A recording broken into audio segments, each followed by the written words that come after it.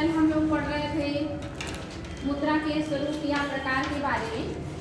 तो उसमें आपने सबसे पहले पढ़ा था, कॉपी में कोई नहीं देखेगा, लेखा या वास्तविक। आप लोग छोटे बच्चे जैसे बस फटक से कॉपी खोल के बस देखने लगते हैं।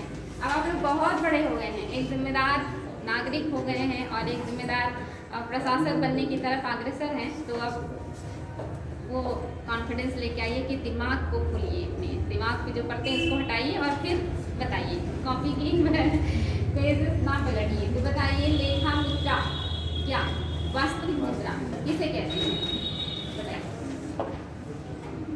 प्रचलन में जो मुद्राएं हैं, जो प्रचलन में मुद्राएं हैं वो कैसी मुद्राएं हैं, लेखा या वास्तविक? वास्तविक मुद्राएं हैं। जो प्रचलन में 1 रुपए से लेकर के 500 रुपए तक वर्तमान में आपके देश में चल रही है, चलन में है, वो कैसी मुद्राएं हैं, वास्तविक। तो लेखा मुद्रा क्या है फिर? लेखा मुद्रा जो रुपए चल चुके हैं, उसको अच्छे से डिफाइन कीजिए बेटे। अगर आप कोई आपसे पूछ ले कि लेखा मुद्रा किसे कहते हैं, तो आप कैसे बताएंगे कि वो समझ जाए? बताइए। अपनी भाषा में अपने तरीके से भी बता सकते हैं, किताबी भाषा का यूज नहीं करना सकते, कोई बात नहीं। सरकार एक लिखित के रूप में देती है, सरकार लिखित के रूप में देती है हाँ बेटे, मान्यता प्राप्त और जैसे कि मैम नोट कागज मतलब रहता है वो सरकार द्वारा मान्यता प्राप्त, तो उसमें लिखा रहता है ना 500 रुपये लेख अंकित रहता है, वो वास्तविक मुद्रा है। वास्तविक मुद्रा है। 1 से लेकर 500 तक का नोट वास्तविक मुद्रा है। और जो रुपया है,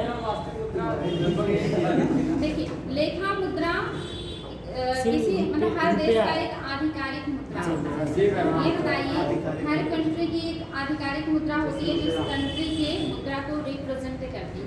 जैसे हाँ, जैसे भारत को रुपया रिप्रेजेंट करता है, तो ये आपका क्या है, आधिकारिक ना कहिए कि उस देश की एक या कोई आधिकारिक मुद्रा होती है, या उस देश की अर्थव्यवस्था को चलाने के लिए जो एक मुद्रा चलाई जाती है, चाहे वो रुपया हो, डॉलर हो, पाउंड हो, यूरो हो या कोई भी, वो क्या होता है, लेखा मुद्रा, जो आधिकारिक रूप से किसी देश को रिप्रेजेंट करती है, उसका सिंबल होता है, वहाँ की मुद्रा का सिंबल होता है।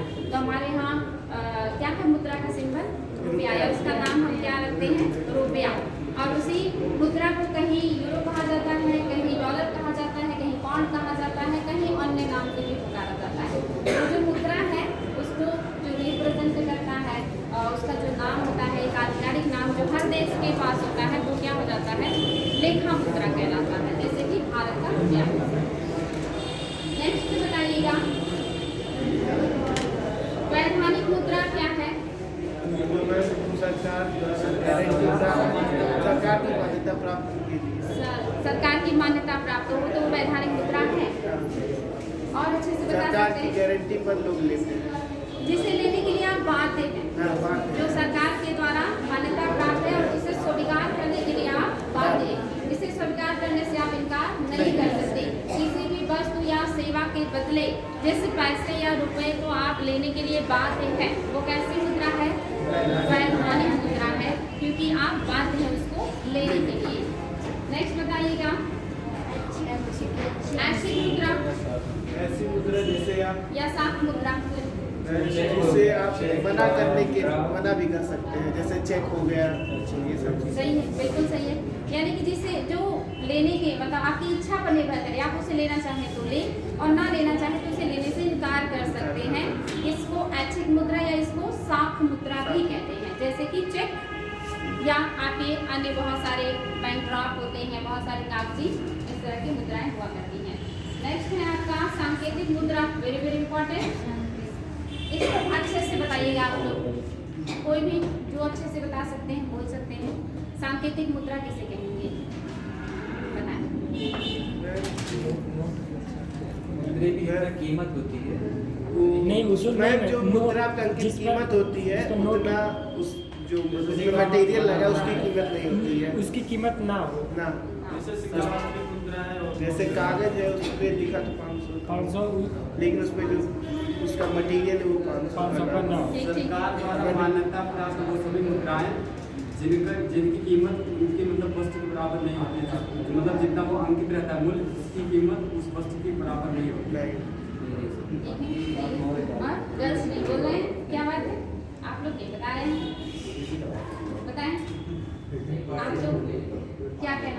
सांकेतिक मुद्रा के बारे में। रिवीजन नहीं है बच्चा, पढ़ के आइए, हार्ड नहीं है। जब तक बोलेंगे नहीं ना तब तक कॉन्फिडेंस नहीं आएगा। आपको याद तो रहेगा, पता तो रहेगा, लेकिन आप उसे व्यक्त नहीं कर पाते हैं, और व्यक्त करने की क्षमता तब डेवलप होगी जब आप बार बार उसको बोलेंगे, ठीक ना। तो वे मुद्राएं जिन पर अंकित जो वैल्यू है, जो मूल्य है, उसमें लगे पदार्थ या तत्व की जो वैल्यू है या मूल्य है उससे कम होता है, वो सांकेतिक मुद्रा होती है। वेरी सिंपल है, कुछ है ही नहीं इसमें, जो कि आप लोगों ने बताया भी, ठीक ना। ऐसा नहीं कि एकदम किताबी भाषा ये बताइए, आप अपनी भाषा में भी उसको व्यक्त कीजिए, बस उत्तर सही होना चाहिए। ये लगना चाहिए कि आपको समझ में आ गया और आप इसे एग्जाम में सही कर सकते हैं, ठीक। चलिए आगे बढ़ेंगे। नेक्स्ट है प्लास्टिक नहीं, आपका प्राथमिक मुद्रा, प्रमाणिक मुद्रा है, सेम उसी का प्रोजेक्ट था, आसान है। और इसके बाद प्लास्टिक बने तो आप सभी को पता ही था, क्रेडिट कार्ड हो गया, क्रेडिट कार्ड, डेबिट कार्ड और डेबिट कार्ड। क्रेडिट और डेबिट में अंतर होता है। कल आप लोग बहुत कंफ्यूज थे, आज क्लियर है सभी को? आप लोगों को भी ठीक है, तो आज क्लियर है तो कोई दिक्कत नहीं। अगर किसी को ना क्लियर हो तो पूछ सकते हैं। नजदीकी मुद्रा, सोना चांदी, हाँ, कीमती धातु जिसे हम आसानी से बेच सकते हैं, पैसे में कन्वर्ट कर सकते हैं। यानी कि ऐसी संपत्ति या ऐसी चीजें जिसको हम आसानी से या जल्द से जल्द पैसे में कन्वर्ट कर सके, वो नजदीकी मुद्रा, जैसे इस धातु में, कीमती धातु में। ठीक, उत्तर ऐसे देना है, ऐसी चीजें, ऐसी संपत्ति जिसे हम आसानी से पैसे में कन्वर्ट कर सकते हैं, वो आपकी नजदीकी मुद्रा होती है, जैसे कीमती धातु में। अब उसमें सोना, चांदी, हीरा सब आ जाएगा। नेक्स्ट है आपका हॉट मनी या गर्म मुद्रा। ऐसी मुद्रा जिसके चलन वित्तीय बाजार में ऐसी मुद्राएं जिसमें शीघ्र पलायन करने की क्षमता हो, ऐसी मुद्राओं को हम क्या कहते हैं? गर्म मुद्रा या हॉट मनी कहते हैं। दुर्लभ मुद्रा या सुलभ मुद्रा, जिसकी मांग ज्यादा हो अंतर्राष्ट्रीय बाजार में, दुर्लभ अंतर्राष्ट्रीय बाजार में, हाँ, उसका मिलना कठिन हो, उसे दुर्लभ मुद्रा। और बाकी सुलभ जो आसानी से मिल जाए, इसका चलन उतना ज्यादा ना हो। ये तो बाबू आप लोगों ने उस शब्द का मीनिंग बता दिया, लेकिन इकोनॉमी के दृष्टिकोण से क्या कहेंगे? सुलभ, जो आसानी से मिल जाए, लेकिन यहाँ इकोनॉमिक भाषा में आप उसका क्या बताते हैं? ऐसी मुद्रा जिनका मतलब अंतर्राष्ट्रीय बाजार में अधिक मांग हो। अधिक मांग हो, वो सुलभ है। नहीं, दुर्लभ है। वो दुर्लभ है, मैंने कहा सुलभ, जिसका डिमांड कम हो।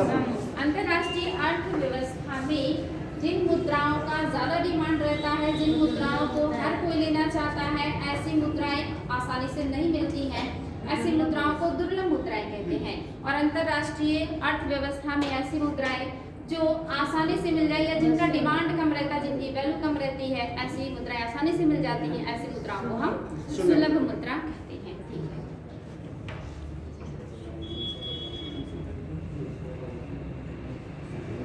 और कुछ बच गया? Caution money. कॉशन मनी क्या था?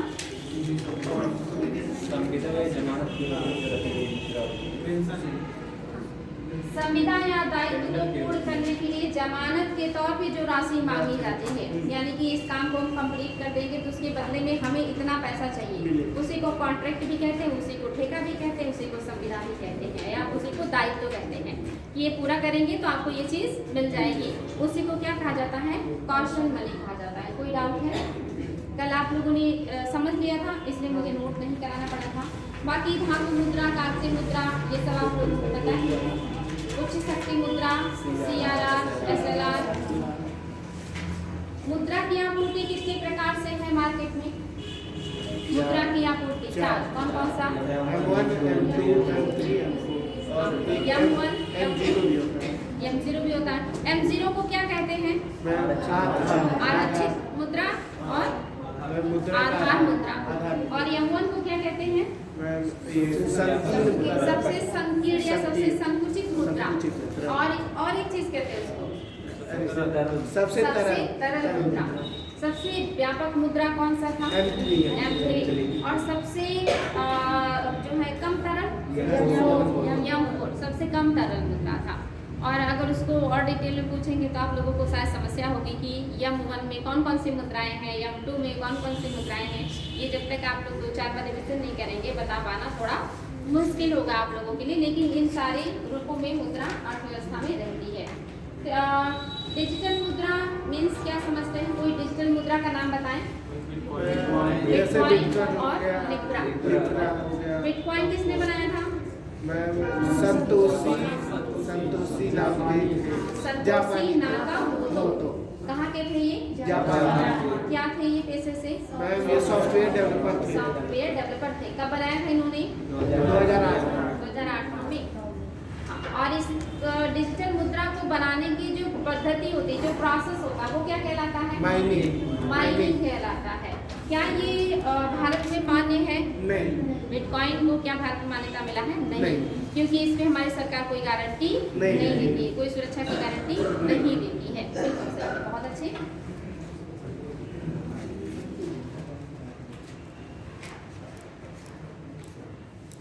इसके बाद आपने पढ़ा था मुद्रा बाजार के उपकरण, जिसमें आपने पढ़ा था ट्रेजरी बिल। ट्रेजरी बिल कौन जारी करता है? सरकार। RBI सरकार के लिए जारी करता है। ट्रेजरी बिल किस लिए जारी किया जाता है? सरकार को जब ऋण की आवश्यकता होती है तब RBI सरकार के लिए ट्रेजरी बिल जारी करती है। ये अल्पकाल के लिए होता है या दीर्घकाल के लिए? अल्पकाल। जो 1 वर्ष से कम का टाइम ड्यूरेशन का हो वो क्या होता है? अल्पकाल। इसका टाइम ड्यूरेशन 3 है। कौन सा? 91 दिन, 182 और 364। या तो 91 डेज का होगा, या तो 182 डेज का होगा, या 164 डेज का होगा। और ये कैसा बिल होता है? मतलब ये डिस्काउंट पे होता है या इस पे सूद ब्याज? डिस्काउंट को क्या कहते हैं? छूट या बट्टा। बट्टे पर कहिए, छूट पर कहिए, या डिस्काउंट पे कहिए, ये मिलता है। ये 0 कूपन होता है जो डिस्काउंट पे दिया जाता है। और जब ये परिपक्वता इसका हो जाता है या अवधि इसकी पूरी हो जाती है तब इसे भुनाया जाता है। ठीक, ये सारी चीजें हम लोगों ने कर ली थी। आज हम लोग आगे बढ़ेंगे। हाँ, आज क्या बेटी? जमा प्रमाण पत्र। इसमें नोट कीजिएगा 2-4 लाइन। जमा प्रमाण पत्र एक विशिष्ट विनिमय योग्य। जमा प्रमाण पत्र एक विशिष्ट विनिमय योग्य। जमा प्रमाण पत्र एक विशिष्ट विनिमय योग्य वित्तीय प्रपत्र है। जमा प्रमाण पत्र एक विशिष्ट विनिमय योग्य वित्तीय प्रपत्र है जिसे बैंक अपने पास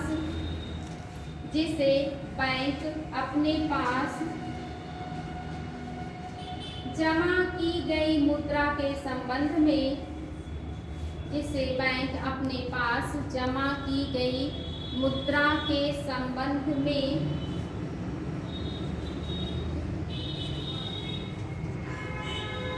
जमाकर्ता को जारी करता है। मुद्रा के संबंध में जमाकर्ता को जारी करता है।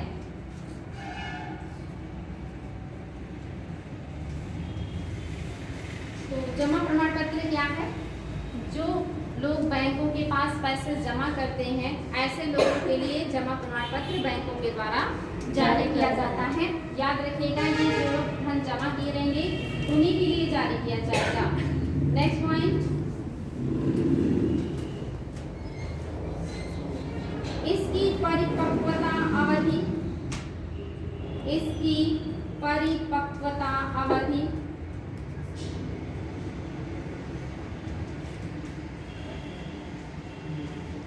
बैंक के संबंध में न्यूनतम 7 दिन। इसकी परिपक्वता अवधि बैंक के संबंध में 7 दिन। बैंक के संबंध में न्यूनतम 7 दिन तथा अधिकतम 1 वर्ष। 1 वर्ष, जबकि अन्य वित्तीय संस्थाओं के संबंध में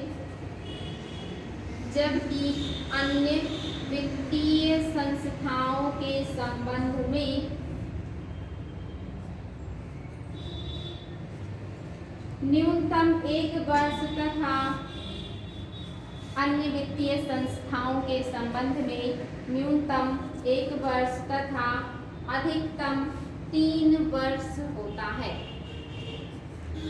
न्यूनतम 1 वर्ष तथा अधिकतम 3 वर्ष होता है। यानी अगर कोई व्यक्ति बैंक में पैसा जमा कर रहा है तो उसको जो बैंक जमा प्रमाण पत्र जारी करेगा वो न्यूनतम 7 दिन के लिए और अधिकतम 1 वर्ष के लिए हो सकता है। लेकिन अगर अन्य कोई वित्तीय संस्था है और वहाँ कोई व्यक्ति पैसा जमा किया है और वो संस्था उसके लिए जारी करेगा तो वो न्यूनतम 1 वर्ष और अधिकतम 3 वर्ष के लिए हो सकता है। जमा प्रमाण पत्र इसे कहते हैं। ठीक है, कहीं से कोई दिक्कत? नेक्स्ट पॉइंट, इन्हें अंकित मूल्य से कम पर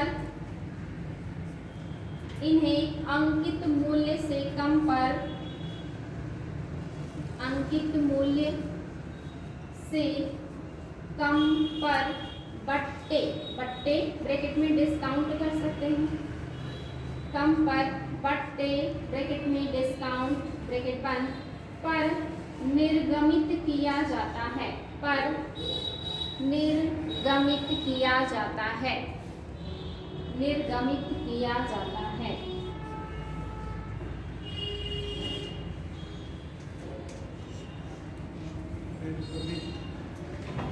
निर्गमित का मतलब समझ रहे हैं? हाँ, निकालना, जारी करना, उसी को निर्गमित कहते हैं। नेक्स्ट पॉइंट, इसी में भारत में जमा प्रमाण पत्र की शुरुआत 1989 में की गई थी। भारत में जमा प्रमाण पत्र की शुरुआत 1989 में की गई थी।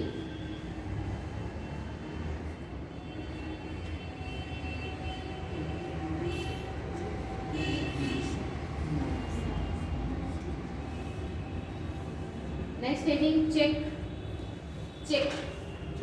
हाँ, चेक इसमें नोट कीजिएगा। चेक बैंक के द्वारा खाता रखने वालों को दिया जाने वाला चेक। हाँ, चेक बैंक के द्वारा खाता रखने वालों को, चेक बैंक के द्वारा खाता रखने वालों को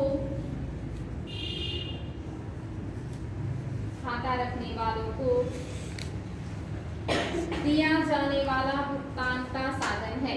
खाता रखने वालों को दिया जाने वाला भुगतान का साधन है।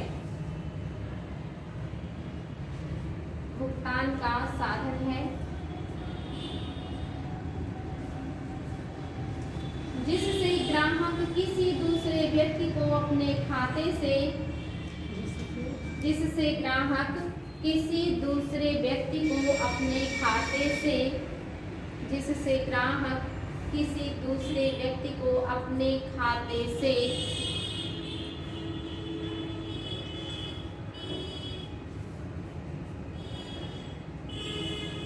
प्रत्यक्ष रूप से नगद ना देकर चेक द्वारा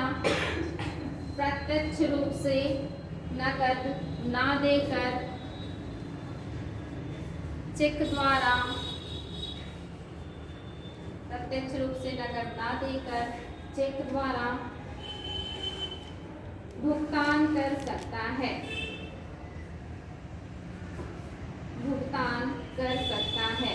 चेक द्वारा भुगतान कर सकता है, अर्थात चेक बिना कैश का भुगतान है।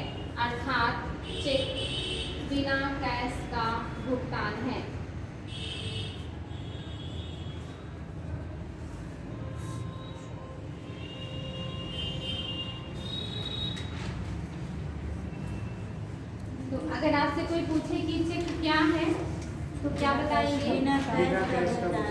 बिना कैश का भुगतान। बस इतना छोटे से आंसर में समझ में आ जाएगा।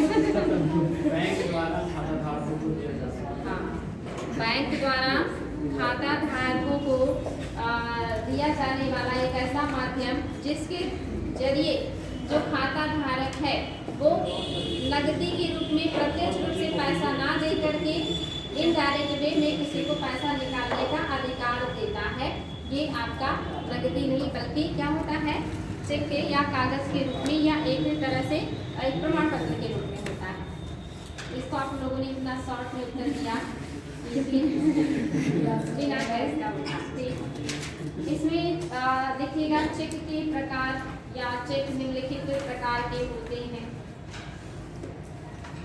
अभी तक तो आप लोगों को सिर्फ इतना ही पता है कि चेक होता है जो बिना कैश का भुगतान होता है, लेकिन चेक के प्रकार भी होते हैं। जब आप लोगों के पास पैसे आएंगे तब पता चलेगा। तो चेक के प्रकार, पहला हेडिंग खुला चेक, ओपन चेक। खुला चेक इंग्लिश में ओपन चेक। इसे बैंक में प्रस्तुत करने के बाद इसे बैंक में प्रस्तुत करने के बाद इसे बैंक में प्रस्तुत करने के बाद काउंटर पर ही नगद प्राप्त हो जाता है। काउंटर पर ही नगद प्राप्त हो जाता है। इस चेक के द्वारा काउंटर पर ही नगद प्राप्त हो जाता है। इस चेक के द्वारा व्यक्ति चेक के पीछे हस्ताक्षर करके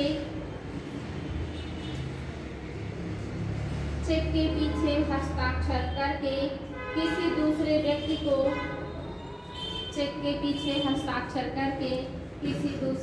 को प्राधिकृत करता है। किसी दूसरे व्यक्ति को प्राधिकृत करता है या कर सकता है, प्राधिकृत कर सकता है। यानी कि नॉर्मली जो चेक कोई आपको साइन करके दे देता है अमाउंट भर के और पीछे साइन कर देता है, तो वो कैसा चेक होता है? वो खुला चेक होता है। आप किसी भी बैंक उस शाखा के उसमें जा करके उसको बुला सकते हैं, आपको काउंटर पर नकदी मिल जाएगा। इसे खुला चेक कहते हैं। नेक्स्ट जो है वो है आपका बेयरर चेक।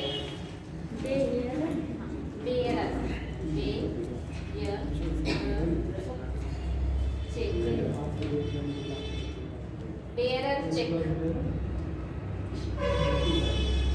इसके तहत खाताधारी का कोई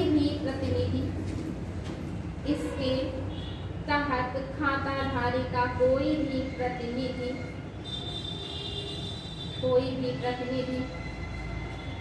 बैंक में चेक भुना सकता है।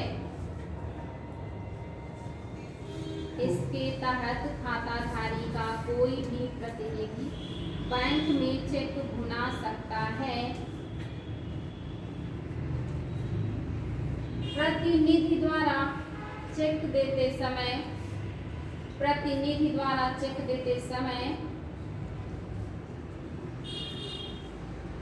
चेक के पीछे साइन करने की जरूरत नहीं होती है। प्रतिनिधि द्वारा चेक देते समय चेक के पीछे साइन करने की जरूरत नहीं होती है।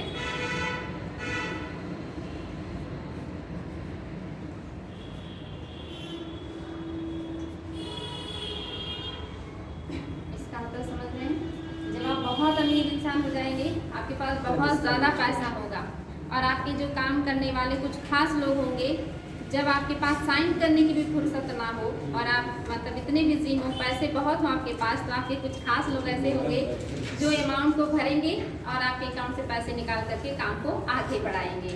तो इतना अमीर तभी हो पाएंगे जब आपके पास बहुत ज़्यादा पैसा होगा। तब आप कैसा चेक देंगे लोगों को? बेयरर चेक दे पाएंगे, जब आप बिना साइन के भी आपके अकाउंट से पैसे निकल जाएंगे काम के लिए। और हाँ बेटी, अभी तो कोई भी चेक दे सकते हैं। निकलेगा नहीं पैसा। लेकिन पैसा नहीं निकलेगा। हाँ सही निकलेगा तो मैं बेयरर चेक अगर आपको बोलेंगे कि हमारे ये चेक बनाना है तो बनाएंगे ना। ऐसा थोड़ी ना कोई अमाउंट का फाउंडेशन है कि इतना लाख। हाँ वो बना देंगे। ये समस्या आपकी है कि आपके बिना बहाना लेके गायब हो जाएगा। प्रतिनिधि जो रहेंगे उनके माध्यम से, हाँ, प्रतिनिधि के माध्यम से मतलब लिखेगा। कोई बाउंडेशन नहीं है।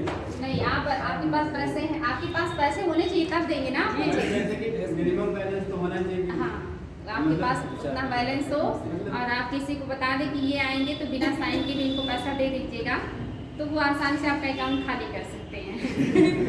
नेक्स्ट है आपका cross cheque. Cross cheque, cross cheque, cross cheque, cross cheque. यह किसी विशेष संस्था या व्यक्ति के नाम से लिखा जाता है। यह किसी विशेष संस्था या व्यक्ति के नाम से लिखा जाता है। यह किसी विशेष संस्था या व्यक्ति के नाम से लिखा जाता है। इसके ऊपर से नीचे 2 लाइनें खींची जाती हैं। इसके ऊपर से नीचे 2 लाइनें खींची जाती हैं।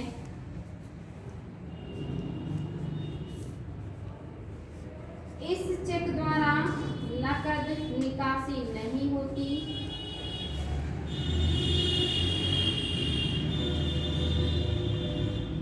इस चेक द्वारा नकद निकासी नहीं होती और इससे संबंधित राशि केवल नामित संस्था या व्यक्ति के खाते में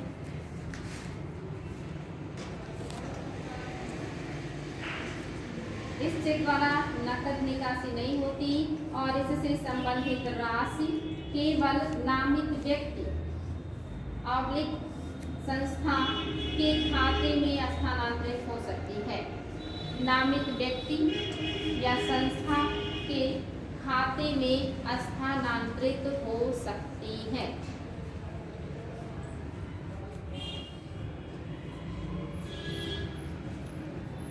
बात समझ में आया?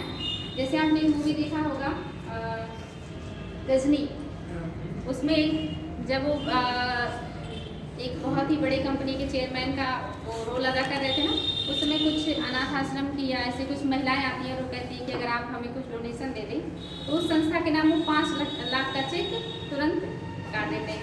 यानी कि वो सीधे संस्था के अकाउंट में जाएगा, वो जाकर के कोई भी पैसा अपने हाथ में नहीं ले सकता। हालांकि व्यक्ति के लिए भी कर सकते हैं, लेकिन मोस्टली क्या होता है वो व्यक्ति भी सीधे कैश नहीं लेगा। अगर किसी व्यक्ति के नाम करते हैं या संस्था के नाम करते हैं तो सीधे उस व्यक्ति के अकाउंट में जाएगा, यानी कि अकाउंट टू अकाउंट ट्रांसफर हो जाएगा। वो आपको कैश रूप में दे देगा, चाहे वो व्यक्ति के अकाउंट में जाएगा या संस्था के अकाउंट में जाएगा। तो ऐसे चेक को क्या कहते हैं? क्रॉस। तो आप जब भी कोई किसी के लिए चेक काटेगा तो समझ जाइएगा कि साइन किया पीछे तो कैसा चेक, ओपन, नहीं किया तो बेरर। और अगर संस्था या व्यक्ति के अकाउंट या खास करके संस्थाओं के लिए जो करते हैं वो क्रॉस चेक होता है। इसमें पीछे साइन करना पड़ता है? नहीं, इसमें पीछे साइन नहीं करना पड़ेगा क्योंकि अकाउंट पे अकाउंट जा रहा है ना, कोई कैश नहीं निकाल सकता। नेक्स्ट हेडिंग वाणिज्यिक प्रपत्र। वाणिज्यिक प्रपत्र, वाणिज्यिक प्रपत्र, commercial paper, very very important. वाणिज्यिक प्रपत्र,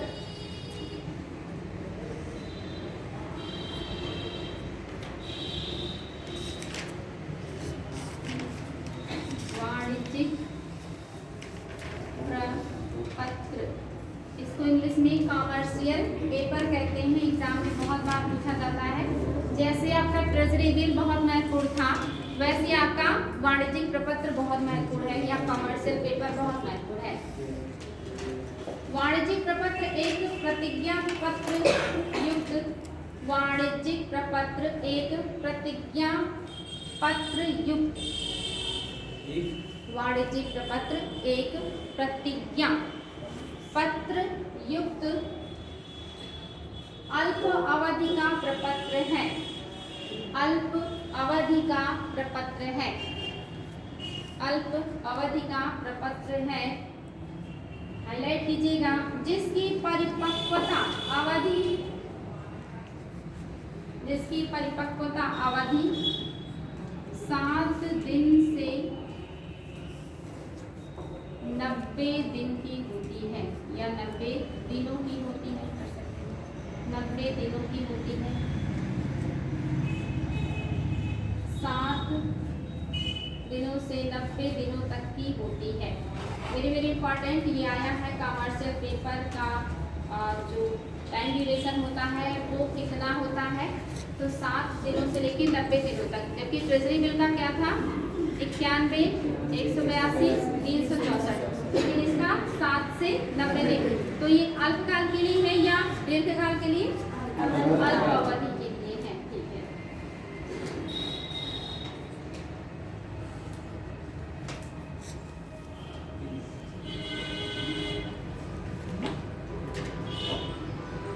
आगे नेक्स्ट पॉइंट इसी में वाणिज्यिक प्रपत्रों का निर्गमन। वाणिज्यिक प्रपत्रों का निर्गमन, वाणिज्यिक प्रपत्रों का निर्गमन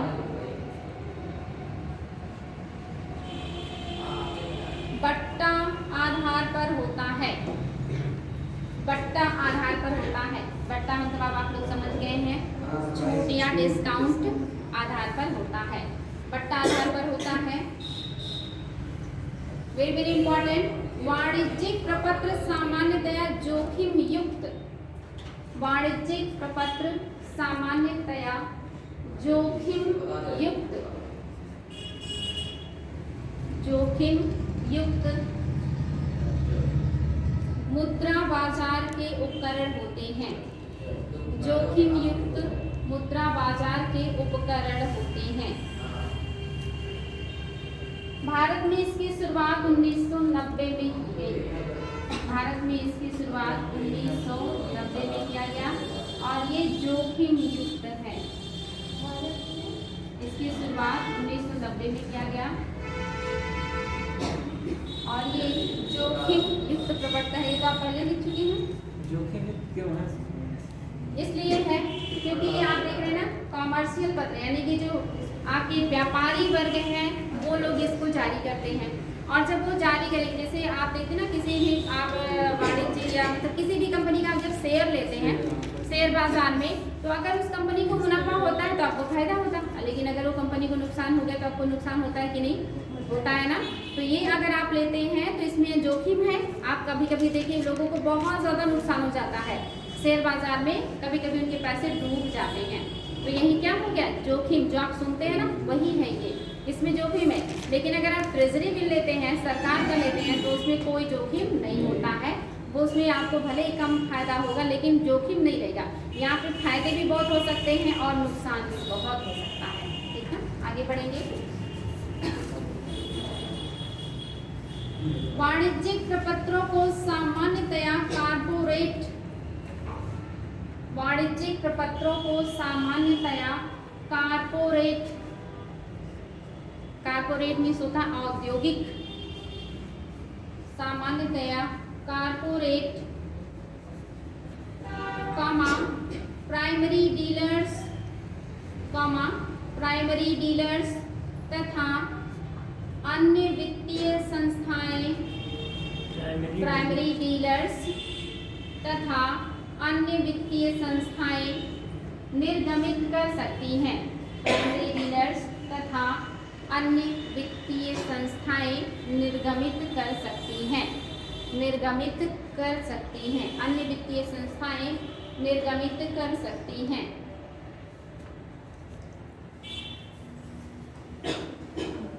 और इनका क्रय विक्रय कौन से बाजार में होगा, प्राथमिक या द्वितीयक? ज्यादातर द्वितीयक में होता है, क्योंकि ये बार बार जारी करते हैं, तो ज्यादातर किस में होता है, द्वितीयक बाजार में होता है। और ये भी किस में होते हैं, बट्टे पर होते हैं या ऐसे होते हैं, बट्टे पर आधारित होते हैं। ये भी डिस्काउंट पे होते हैं, याद रखिएगा, पहले लिखवा दिया है मैंने कि ये बट्टे आधारित होते हैं, इसलिए ये सारे पॉइंट याद रखिएगा। और इसका उपयोग क्यों किया जाता है, ये वाणिज्यिक पत्रों का प्रयोग क्यों किया जा रहा है, प्रपत्रों का पैसा इकट्ठा करने के लिए। जब कोई भी कंपनी या कोई भी वित्तीय संस्था या प्राइमरी डीलर्स इस तरह के प्रपत्र जारी करते हैं, इसका मतलब आप उसे खरीद रहे हैं, डिस्काउंट पे खरीद रहे हैं और जो समय अवधि है उस समय अवधि पर आप उसे वापस करके अपना पैसा प्राप्त कर सकते हैं, जितना उस पर गारंटी दी रहती है आपको मिलने की। लेकिन वो तब मिलेगी, उसमें एक कंडीशन भी है कि अगर मुनाफा होगा तो मुनाफे का इतना % आपको उसके साथ मिलेगा, लेकिन अगर नुकसान हो गया तो आपको फिर वो नहीं मिलेगा, उतना आपको नुकसान भी सहन करना पड़ेगा। इसीलिए कैसा है, जोखिम युक्त है और ये अल्प अवधि के लिए जारी होता है। मैक्सिमम कितना, मिनिमम 7 डेज और मैक्सिमम 90 दिनों के लिए होता है, 90 डेज के लिए होता है। ये सारे पॉइंट याद रखिएगा, मोस्ट इम्पॉर्टेंट। नेक्स्ट हेडिंग, काल मनी बाजार। काल मनी बाजार, काल मनी बाजार इंग्लिश वर्ड है ये, कॉल मनी बाजार। कॉल मनी मार्केट भी कहेंगे इसको, कॉल मनी बाजार भी कह सकते हैं। कॉल मनी बाजार या कॉल मनी मार्केट क्या है? ऐसा बाजार या ऐसा मार्केट जहां बहुत ही अल्प अवधि के लिए, खास करके एक दिन के लिए पैसे का लेन देन किया जाता है, वैसे बाजार को क्या कहेंगे, कॉल मनी बाजार। जिस बाजार में पैसे के लेन देन केवल एक दिन के लिए होता है, यानी कि दिन भर के लिए होता है, वो बाजार कैसा होगा, कॉल मनी बाजार होगा। कहीं नोट करवाना पड़ेगा, आसान नहीं है, कोई दिक्कत नहीं। बोलते हैं मैडम, हाँ बेटी, इंट्राडे भी बोलते हैं, क्या कहते हैं? इंट्राडे। हाँ हाँ बिल्कुल सही। इसमें देखिए कॉल मनी किसे कहेंगे, कॉल मनी ये तो बाजार है जहाँ एक दिन के लिए लेन देन हो रही है। कॉल मनी किसे कहेंगे, जो एक दिन के लिए पैसा दे दिया वो कॉल मनी हो जाएगा। तो ये याद रखिएगा, कॉल मनी नोट करवा देगा, अगर नोट करना है तो कर लीजिए।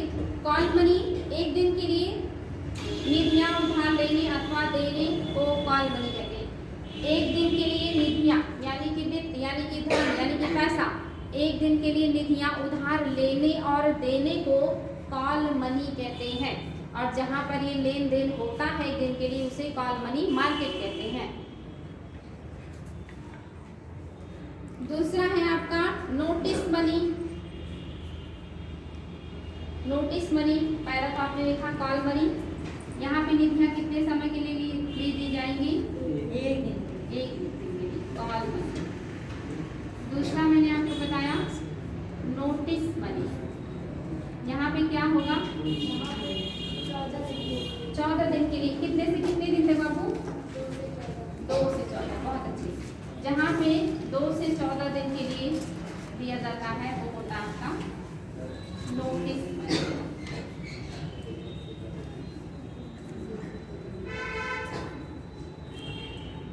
यानी कि जब 2 से 14 दिन के लिए पैसे का लेन देन या निधियों का लेन देन किया जाता है तब ऐसे पैसे को नोटिस मनी कहते हैं।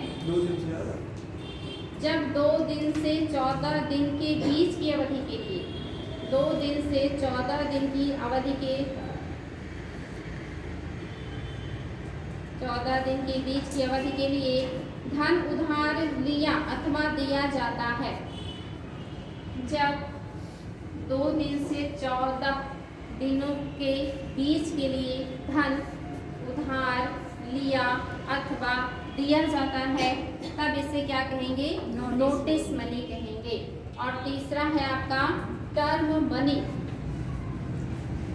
तीसरा है आपका term money. Term money,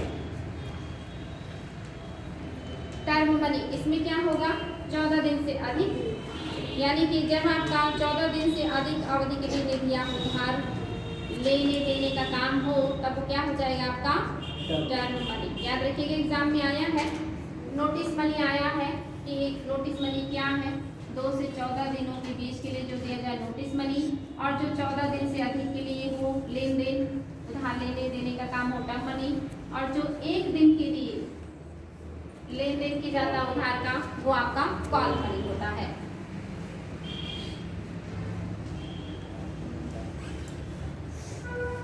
next reading कीजिएगा banking. Banking heading banking. Banking में एक और हेडिंग कीजिएगा, बैंक एवं बैंकिंग की परिभाषा। बैंक एवं बैंकिंग की परिभाषा। बैंक एवं बैंकिंग की परिभाषा।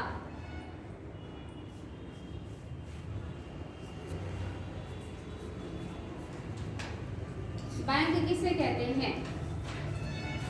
बैंक क्या है बच्चों? हमारे पैसे सुरक्षित हैं, जहाँ हम पैसे को जमा करते हैं। हाँ, और ऐसा निकाल जहाँ पैसे जमा कर सकते हैं, निकाल सकते हैं, हाँ, निकाल सकते हैं। जहाँ हम अपने पैसे को जमा कर सकते हैं और जहाँ से हम ऋण ले सकते हैं, उधार ले सकते हैं और अपनी नकदी को जमा कर सकते हैं, उसी को हम क्या कहते हैं? बैंक कहते हैं। ठीक है, सिंपल सा उत्तर था। बैंक क्या है? तो बैंक उस वित्तीय संस्था को कहा जाता है जो लोगों को धन जमा करने और ऋण देने, नोट करवाते क्या? ठीक है, बैंक उस वित्तीय संस्था को कहा जाता है, बैंक उस वित्तीय संस्था को कहा जाता है। अब उसमें एक शब्द और जोड़िएगा, वित्तीय संस्था। ऐसे नहीं कि कहीं भी, वित्तीय संस्था। बैंक उस वित्तीय संस्था को कहा जाता है जो लोगों को धन जमा करने, जो लोगों को धन जमा करने एवं ऋण देने जैसे, जो लोगों को धन जमा करने एवं ऋण देने जैसे कार्यों को करती है।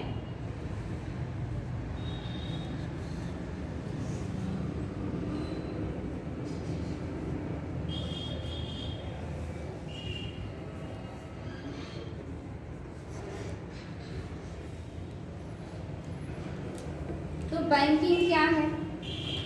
हम इस प्रोसेस को कैसे, यानी कि व्यापारियों को जब बैंक ऋण देती है तो उनसे क्या करती है? ब्याज लेती है। फिर उस ब्याज से वो और भी क्या करती? पैसे इकट्ठा अपना बढ़ाती जाती है और उसके बाद फिर उससे अन्य लोगों को भी वो ऋण देती है।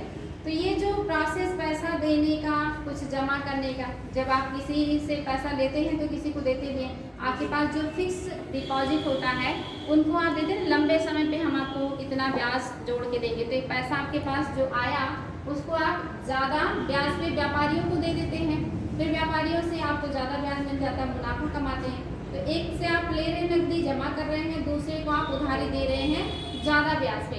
ये जो प्रोसेस है ना लेन देन करने का, इसी को क्या कहते हैं? बैंकिंग कहते हैं। और आगे बढ़ेंगे, बैंकिंग या बैंक तो समझ में आ गया होगा, आगे बढ़ेंगे। बैंकिंग प्रणाली का इतिहास। बैंकिंग प्रणाली का इतिहास, ये जो प्रोसेस शुरू हुआ ये कब से शुरू हुआ है? बैंकिंग प्रणाली का इतिहास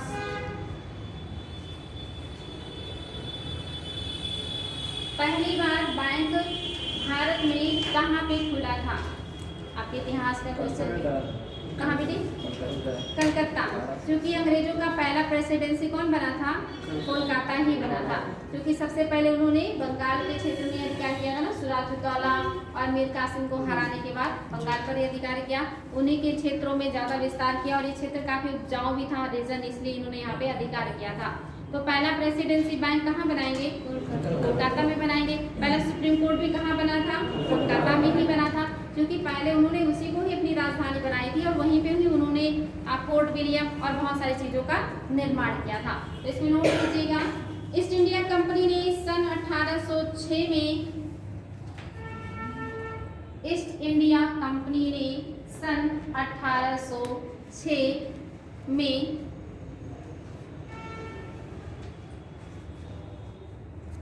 Calcutta presidency bank, Calcutta presidency bank, comma सन 1840 में बम्बई प्रेसिडेंसी बैंक, कॉमा सन 1840 में बम्बई प्रेसिडेंसी बैंक, और सन 1843 में, और सन 1843 में मद्रास प्रेसिडेंसी बैंक की स्थापना की, और सन 1843 में मद्रास प्रेसिडेंसी बैंक की स्थापना की।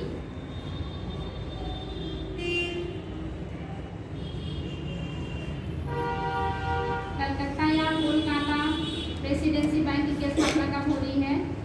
1806। और बम्बई 1840 और मद्रास 1843। ये 3 प्रेसिडेंसी बैंक हैं जो शुरू हुई है भारत में। कोलकाता सबसे पहले, फिर बम्बई और फिर मद्रास।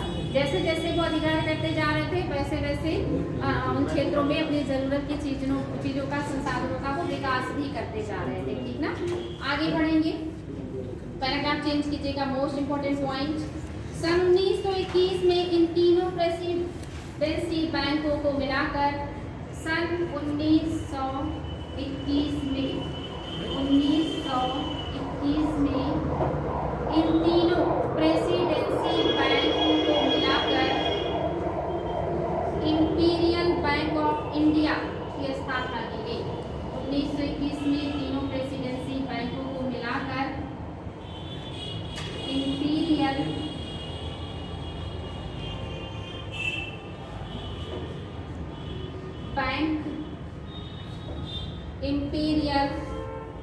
बैंक ऑफ इंडिया की स्थापना की गई। इंपीरियल बैंक ऑफ इंडिया की स्थापना की गई।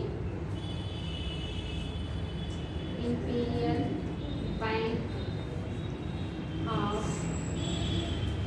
India. Imperial bank of India की स्थापना एग्जाम में कई बार आया है। कौन से 3 बैंकों का विलय करके इंपीरियल बैंक ऑफ इंडिया की स्थापना की गई थी? कोलकाता, बम्बई और मद्रास।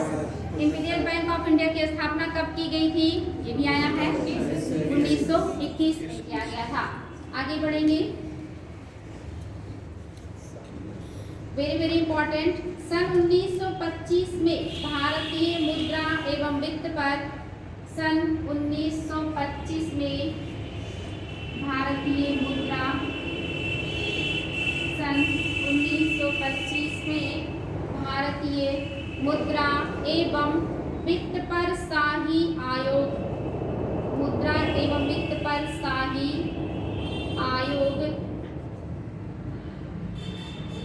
आयोग या हिल्टन यंग कमीशन का गठन किया गया। शाही आयोग या इसी को हिल्टन यंग कमीशन का गठन किया गया। कमीशन, हिल्टन यंग कमीशन कहिए या शाही आयोग कहिए, ये क्वेश्चन आया है। शाही आयोग की स्थापना कब की गई या हिल्टन यंग कमीशन की स्थापना कब की गई है? 1925 में किया गया है। मोस्ट इंपॉर्टेंट क्वेश्चन आ चुका है ये। नेक्स्ट पॉइंट, शाही आयोग या हिल्टन यंग कमीशन की ही सिफारिश पर, शाही आयोग की ही सिफारिश पर ब्रिटिश संसद ने हाईलाइट कीजिएगा, क्वेश्चन आया हुआ है। ब्रिटिश संसद ने भारतीय रिजर्व बैंक अधिनियम 1934, भारतीय रिजर्व बैंक अधिनियम 1934, भारतीय रिजर्व बैंक अधिनियम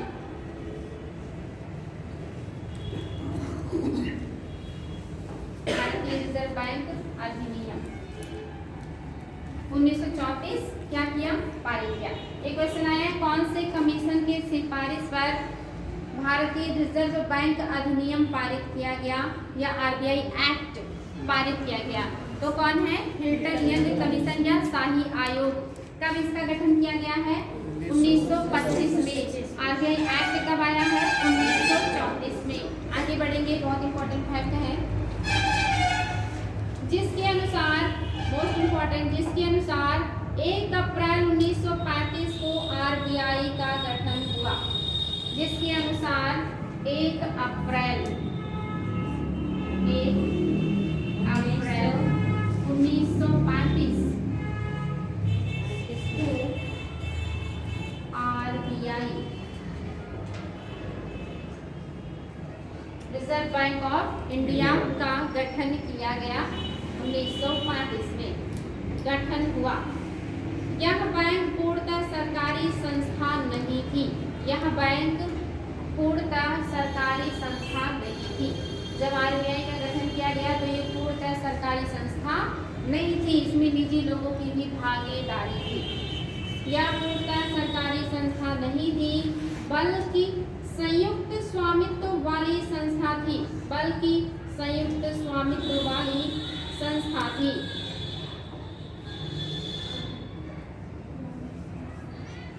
संयुक्त स्वामित्व वाली संस्था थी। इसका मतलब कुछ स्वामित्व सरकार के पास था और अधिकांश स्वामित्व निजी लोगों के पास था। ये लिखवाने की जरूरत तो है नहीं, ऐसे कंफर्म हो गया कि सरकारी नहीं है। इसका मतलब इसमें निजी लोगों का भी पैसा, राशि या योगदान है। आगे बढ़ेंगे।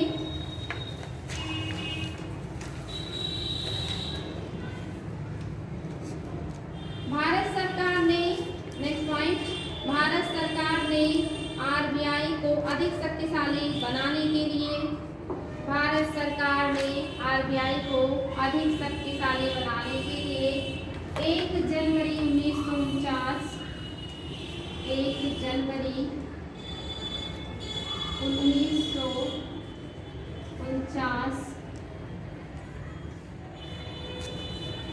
भारत सरकार ने RBI यानी कि रिजर्व बैंक ऑफ इंडिया को अधिक शक्तिशाली बनाने के लिए 1 जनवरी 1949 को उसका राष्ट्रीयकरण कर दिया।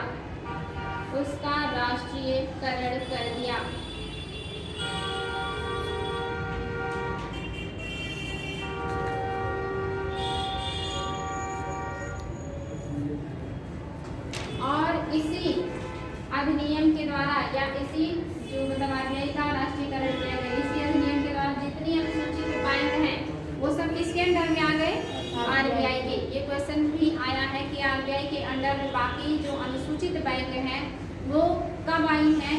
तो 1949 के अधिनियम के तहत जब ये RBI का राष्ट्रीयकरण किया गया था।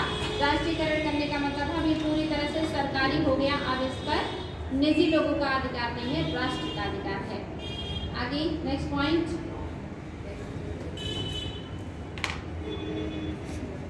26 जनवरी 1950 को संविधान सभा ने 26 जनवरी 1950 को संविधान सभा ने इंपीरियल बैंक का स्वामित्व, इंपॉर्टेंट पॉइंट है, 26 जनवरी 1950 को संविधान सभा ने इंपीरियल बैंक का स्वामित्व भारत के राष्ट्रपति को सौंप दिया। इंपीरियल बैंक का स्वामित्व भारत के राष्ट्रपति को सौंप दिया। हाईलाइट कीजिएगा, मोस्ट इम्पोर्टेंट, भारत के राष्ट्रपति को सौंप दिया। आगे संसद ने सन 1955 में, इम्पोर्टेंट फैक्ट, संसद ने 1955 में भारतीय स्टेट बैंक अधिनियम, संसद ने सन 1955 में भारतीय स्टेट बैंक अधिनियम SBI एक्ट पारित किया।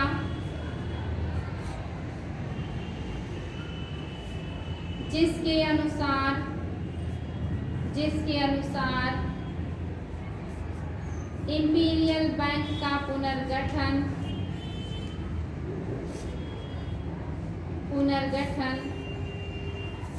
एवं पुनः नामकरण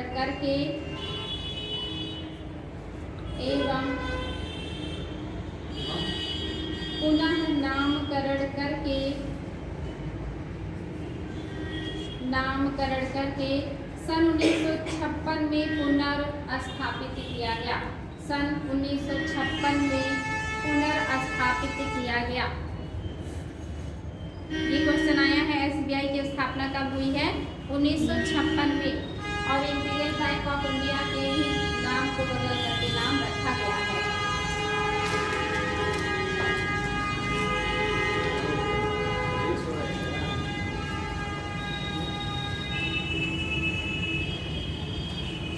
नेक्स्ट पॉइंट एग्जाम में आया है कि नरसिम्हन समिति का गठन किस लिए किया गया था। आगे नेक्स्ट पॉइंट नोट कीजिएगा। 1991 में बैंकिंग क्षेत्र पर गठित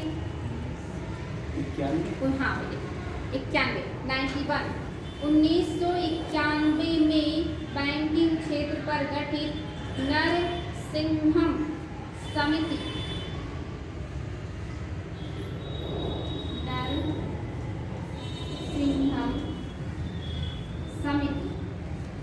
1991 में नरसिम्हम समिति ने सिफारिश की कि आरबीआई को मुद्रा प्रबंधन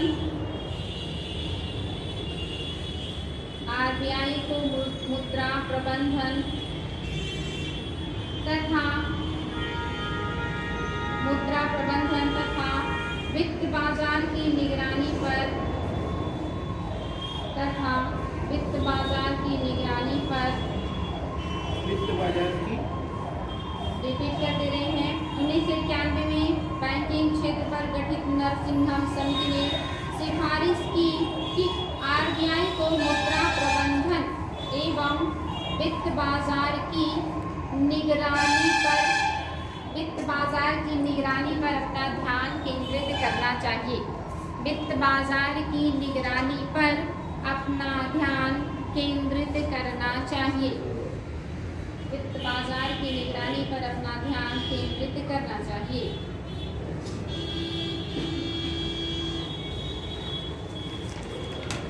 अच्छा, अगला जो हेडिंग है वो है बैंक का विलय। तो बैंकों का जो विलय आपने देखा था, अभी तो नहीं लेकिन पिछले कुछ साल पहले आपने बहुत ज़्यादा नाम सुना होगा कि बहुत सारे बैंकों का विलय किया गया, बैंकों को आपस में मर्ज कर दिया गया। तो बैंकों को विलय करने का क्या रीज़न है, बैंकों को क्यों आपस में मर्ज किया गया सरकार के द्वारा, रीज़न क्या था? जमा पूंजी एक लिमिट होता है ना, वो घट गई। ओके, होने पे भरोसा एक होता है, और काम करना आसान रहता है।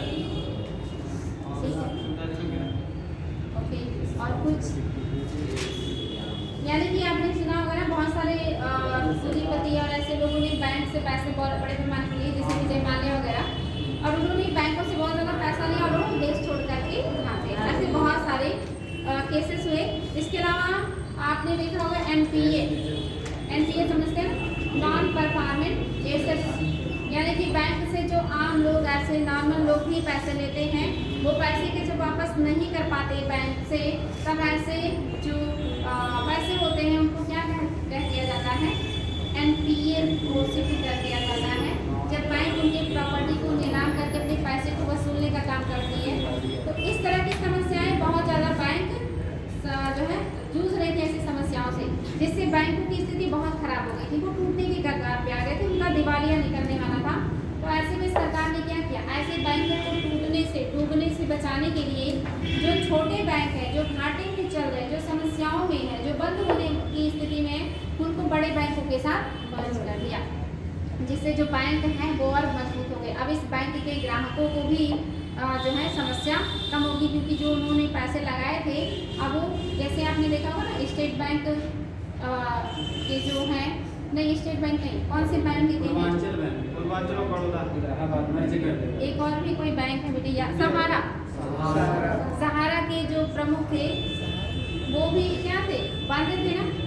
बहुत सारे लोगों का पैसा जमा है, लेकिन वो पैसा उन्होंने इधर उधर कर दिया और बैंक जो है वो डूबने के कगार पे आ गया था। तो उन्हें भी जेल में बंद किया गया कि वो पैसे आप वापस दिलाइए लोगों को। तो इस तरह से बहुत सारी समस्याएं बैंकों को हो रही थी, इसलिए सरकार ने क्या फैसला किया कि ऐसे बैंकों को हम बड़े बैंकों में मर्ज कर देंगे, ताकि जो बैंक हैं वो टूटे ना, और जो बैंक हैं वो बहुत छोटे छोटे थे, जैसे आपके यहाँ स्कूल, कॉलेज, हॉस्पिटल छोटे छोटे जगह जगह रहते हैं। तो उन्होंने सोचा ऐसे छोटे छोटे बैंक रहने से अच्छा है कि हम उनकी आकार को उनकी पैसे की जो क्षमता है उसको बढ़ा दें, ग्राहकों के लिए सुविधाएं बढ़ जाए, ग्राहकों का विश्वास बढ़ जाए। जैसे आप मोस्टली बड़े संस्थान पे या बड़े लोगों पे या उम्रदराज लोगों पे ज़्यादा ट्रस्ट करते हैं। आपको लगता है कि इनके पास अनुभव ज़्यादा है या ये अमीर ज़्यादा है, इनके पास पैसे ज़्यादा है, इनके पास फैसिलिटी ज़्यादा है, बड़ी कोचिंग, बड़े कॉलेज, बड़े हॉस्पिटल, ऐसी चीज़ों पे आपका ट्रस्ट ज़्यादा होता है ना, या ऐसी जगहों पे आप ज़्यादा जाना चाहते हैं। तो इसलिए सरकार ने इनको मर्ज करके बड़ा करने की कोशिश की। साथ ही हमारे बैंकों को अंतर्राष्ट्रीय स्तर के जो बैंक हैं उनसे भी तो प्रतिस्पर्धा करना होता है। अब विश्व के अन्य देशों के जो बैंक हैं वो काफ़ी अच्छी स्थिति में हैं और भारत में छोटे छोटे बैंक हैं जो कि डूबने की स्थिति में हैं। तो उनको जब मर्ज किया गया तो भी क्या हो गए और मजबूत स्थिति में आ गए। तो इन सभी समस्याओं को देखते हुए बैंकों को विलय किया गया था। तो क्या ये नोट करवाएं हम आप लोगों को या समझ लेंगे? ये भी है कि कौन से बैंकों को किस में मर्ज किया गया। अब चूंकि जब मर्ज किया गया था तब एक करंट का क्वेश्चन था, उस समय क्वेश्चन खूब पूछा गया कि SBI में किसका विलय किया गया, बैंक ऑफ बड़ौदा में कौन सा बैंक मिलाया गया, या पंजाब नेशनल बैंक किससे जुड़ा। तो ये सब उस समय करंट का क्वेश्चन था। तो मुझे लगता है अभी आपके काम का नहीं, अगर आप लोग कहेंगे तो मैं नोट करा दूंगी कि क्यों मर्ज किया गया, कौन से बैंक को किस में मर्ज किया गया, ये सारी चीज़ें। और अगर आपको लग रहा है कि काम चल जाएगा, ये समझने वाला है, तो इसको छोड़ दें। जी मैम। ओके, अब हेडिंग कीजिएगा विभिन्न प्रकार की बैंकिंग व्यवस्था। विभिन्न प्रकार की बैंकिंग व्यवस्था।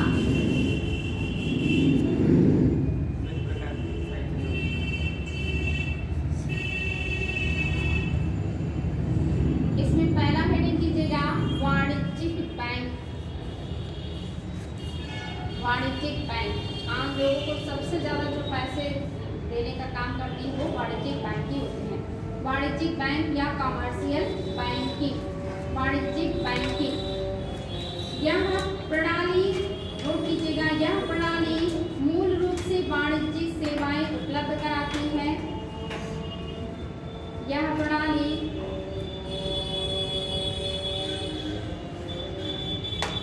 मूल रूप से वाणिज्यिक सेवाएं उपलब्ध कराती है।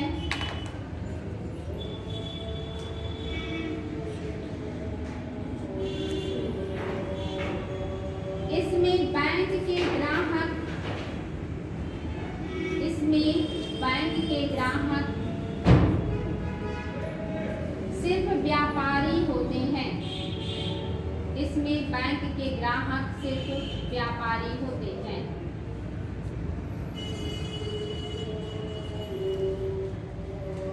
जिनका अकाउंट खोला जाता है, सिर्फ व्यापारी होते हैं जिनका अकाउंट खोला जाता है।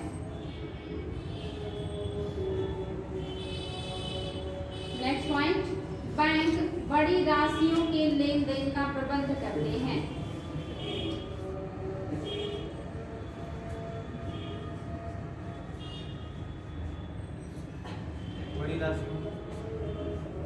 बैंक बड़ी राशियों के लेन देन का प्रबंध करते हैं। नेक्स्ट हेडिंग, केंद्रीय बैंक, सेंट्रल बैंक। भारत का केंद्रीय बैंक कौन है? RBI। केंद्रीय बैंक। भारत में RBI सेंट्रल बैंक की भूमिका निभाता है। भारत में reserve bank of India central bank की भूमिका निभाता है। भारत में reserve bank of India central bank की भूमिका निभाता है। नेक्स्ट पॉइंट, RBI मुद्रा। RBI नेक्स्ट पॉइंट, RBI द्वारा मुद्रा का प्रबंधन किया जाता है। वेरी वेरी इंपॉर्टेंट, RBI द्वारा मुद्रा का प्रबंधन किया जाता है तथा यह मुद्रा के अवमूल्यन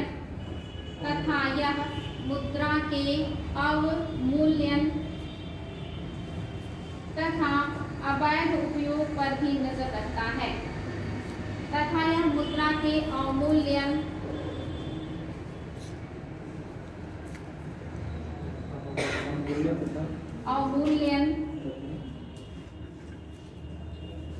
तथा अवैध उपयोग पर भी नजर रखता है। तब था अवैध इलीगल यूज पर भी ये नजर रखता है, अवैध उपयोग पर भी नजर रखता है। नेक्स्ट पॉइंट, यहाँ बैंक अपने देश के सभी बैंकों का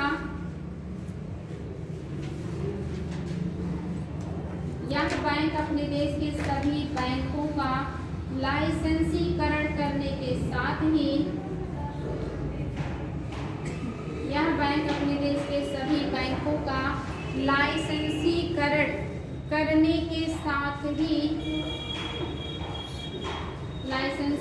करने के साथ ही बैंकों को कार्य संबंधी दिशा निर्देश भी देता है। बैंकों को कार्य संबंधी दिशा निर्देश भी देता है। बैंकों को कार्य संबंधी दिशा निर्देश भी देता है। यानी हर देश का एक केंद्रीय बैंक होता है, सेंट्रल बैंक होता है। जैसे भारत का कौन है? आरबीआई। आरबीआई का काम क्या है? मुद्रा का ये प्रबंधन करता है, बैंकों के लिए वित्त का प्रबंध करता है। साथ ही जो भी बैंक स्थापना अगर कोई बैंक करना चाहता है तो उसके क्या करना पड़ेगा? आरबीआई से लाइसेंस लेना पड़ेगा। और इसके अलावा वो किस तरह से काम करेगा, उसके काम करने का क्या तरीका होगा, वो सारे कौन गवर्न करेगा? आरबीआई करेगा। मुद्रा का अवमूल्यन भी आरबीआई देखेगा। मुद्रा का कहीं जाली रूप ना मार्केट में आ रहा हो, जाली रूप ना चल रहा हो उसी, या अवैध जो है, ये सब क्या होगा? सब पे कौन निगरानी रखेगा? आरबीआई। और अवमूल्यन वगैरह आगे के चैप्टर में आपको पढ़ाएंगे कि अवमूल्यन क्या होता है, आरबीआई के द्वारा मुद्रा का अवमूल्यन क्यों किया जाता है, इससे क्या फायदे होते हैं, सारी चीजें आगे पढ़ाएंगे। तो ये मैं सोचेगा कि अवमूल्यन क्या है, ठीक है। जैसे जैसे सारी चीजें आएंगी हर शब्द को डिटेल में बताएंगे। तो समझ में आ गया केंद्रीय बैंक की भूमिका। बाकी एक आपका ऑनलाइन बैंक होता है जो मोबाइल के द्वारा ही पैसे ट्रांसफर किए जाते हैं अकाउंट टू अकाउंट, ये भी होता है। एक म्यूचुअल बैंक होता है। म्यूचुअल बैंक आप लोगों ने नाम सुना होगा ना, म्यूचुअल बैंक। ये जो बैंक होते हैं ये कुछ व्यापारी जो लोग होते हैं ना, उनके द्वारा ये खोला जाता है। और ये बैंक को लाइसेंस की जरूरत नहीं होती, ना ही ये बैंक मुनाफा कमाने के लिए खोला जाता है, बल्कि कई सारे व्यापारी मिलकर के इस बैंक की स्थापना करते हैं। उसमें एक व्यापारी से पैसा लेकर के दूसरे व्यापारी की जरूरत को पूरा किया जाता है। जैसे मान लीजिए आप लोग हैं 4-5 लोग बिजनेसमैन हैं और आप लोगों ने एक वित्तीय संस्था बना दी जिसे म्यूचुअल आपस में अंडरस्टैंडिंग पे बना हुआ बैंक म्यूचुअल बैंक। यानी कि अगर इसमें से किसी को ज़रूरत है तो जिसके पास एक्स्ट्रा है वो दे देगा, वो अपना काम कर लेंगे, फिर उनकी ज़रूरत पूरी हो जाएगी। किसी और को ज़रूरत पड़े तो फिर उसी में से कोई व्यक्ति उनको पैसा दे देगा। ऐसे बैंक को म्यूचुअल बैंक कहते हैं। तो ये नोट करवाने की ज़रूरत है नहीं ना, समझ लीजिएगा। ये सिर्फ व्यापारिक लोगों को ही देगा और उन्हीं लोगों को जो इसके सदस्य होंगे। इसके अलावा अन्य लोगों को ये नहीं देता। और ये मुनाफा और घाटे के लिए नहीं होता, ये केवल उनकी ज़रूरतों को पूरा करने के लिए बनाया जाता है। ऐसे बैंकों को कहते हैं म्यूचुअल बैंक।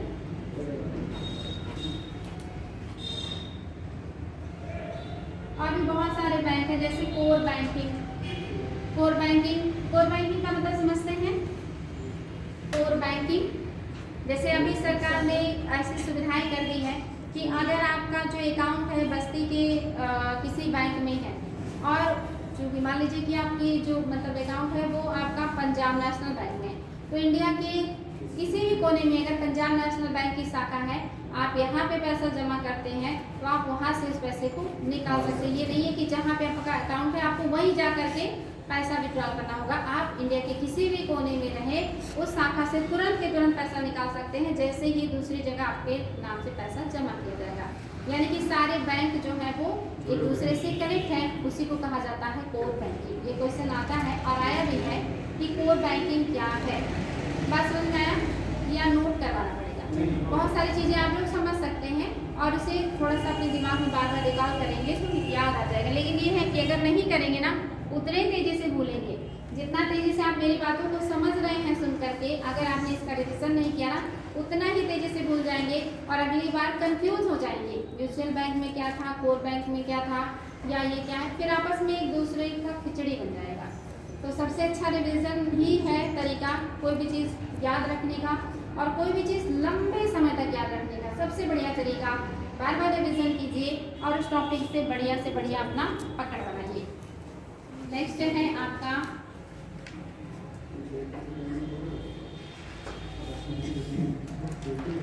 और भी बहुत सारे, मुझे लग रहा है इसका आप लोगों को जरूरत नहीं है उतना। आप रीडिंग कीजिएगा लघु वित्त बैंक, लघु वित्त बैंक।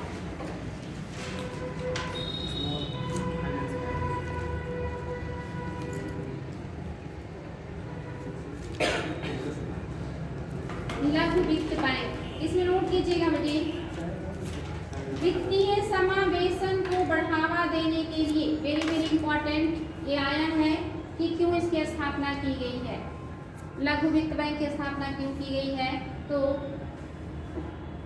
वित्तीय समावेशन को बढ़ावा देने के लिए भारतीय रिजर्व बैंक ने, वित्तीय समावेशन को बढ़ावा देने के लिए आरबीआई ने जुलाई 2014 में, जुलाई 2014 में लघु वित्त बैंक की स्थापना के लिए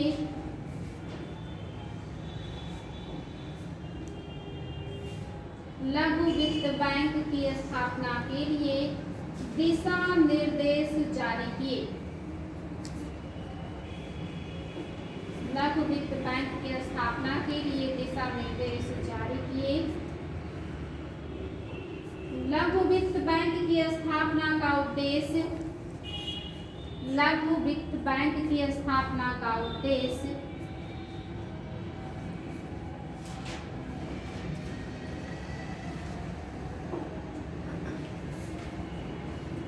जनसंख्या के उन वर्गों को वित्तीय सुविधाएं उपलब्ध कराना है, जनसंख्या के उन वर्गों को वित्तीय सुविधाएं उपलब्ध कराना है,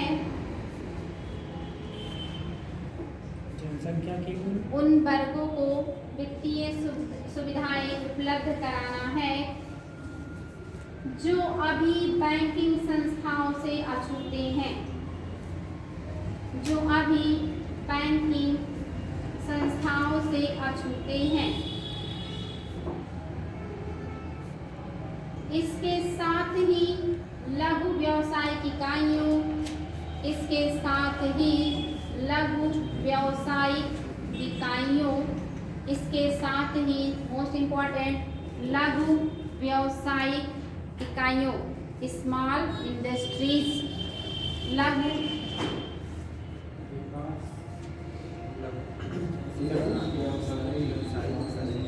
लघु व्यवसायिक इकाइयों, छोटे व सीमांत किसानों, कॉमा छोटे व सीमांत किसानों, कॉमा अति लघु एवं कुटीर उद्योगों, हाँ, अति लघु एवं कुटीर उद्योगों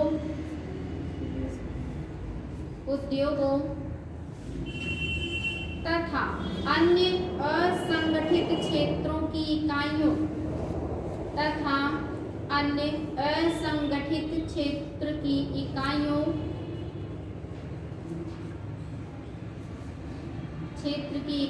को ऋण सुविधाएं उपलब्ध कराना भी, ऋण सुविधाएं उपलब्ध कराना भी इसका मुख्य उद्देश्य है।